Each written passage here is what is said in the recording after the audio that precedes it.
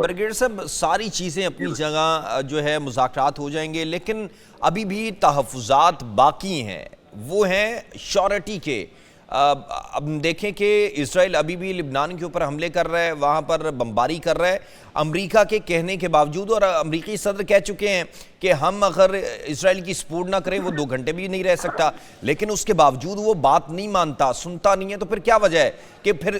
Guarantee کون دے گا؟ اصل میں اس کی الٹیمیٹ گارنٹی تو آپ کو پتہ ہے یونائٹڈ نیشنز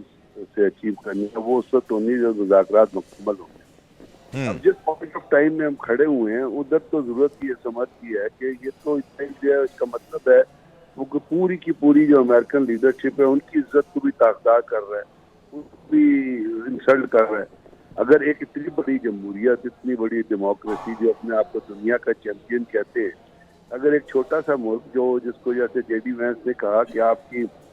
پروٹیکشن کے لیے جتنے اکوپمنٹ استعمال ہوا ہے، جتنا میونیشن استعمال ہوا ہے، وہ سارے کا سارا ہمارے ٹیکس پیئر کے پیسے سے پے ہوا تھا، تو اگر وہ اس کے ہوتے ہوئے بھی اسرائیل بات نہیں مان رہا تو پھر تو یہ امریکہ کی بھی بےعزتی کا باعث ہے نا۔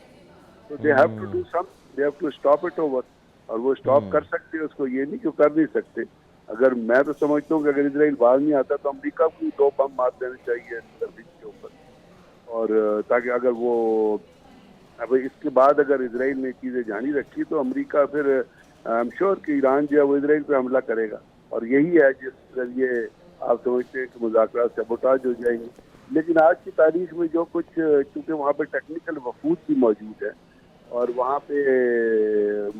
جو لیڈرز ہیں وہ بھی موجود ہیں، تو اس کے لیے میں سمجھتا ہوں کہ آج کے دن جو کچھ چیز سائن ہوگی وہ مستقبل کے لائے عمل کو بہت اچھی طرح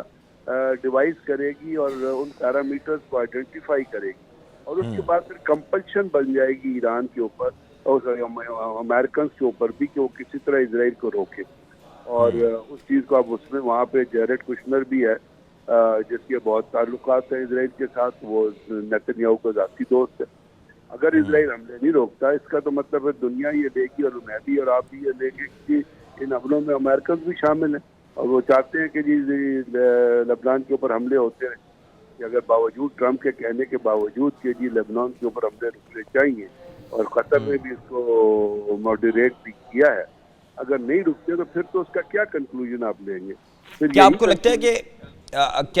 کیا آپ کو لگتا ہے کہ کنکلوژن آنے کے بعد اگر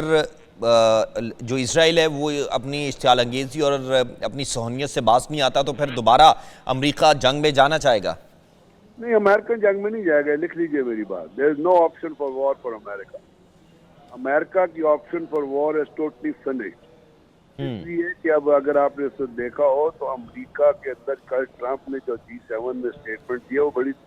پرسوں 4 دن پہلے وہ سوچنے کے قابل ہے۔ اس نے کہا کہ جی اگر ہم امریکہ کے ایران کے اوپر بمباری جاری رکھتے تو ہمارا جو خرچہ تھا وہ $500, $600, $700 ملین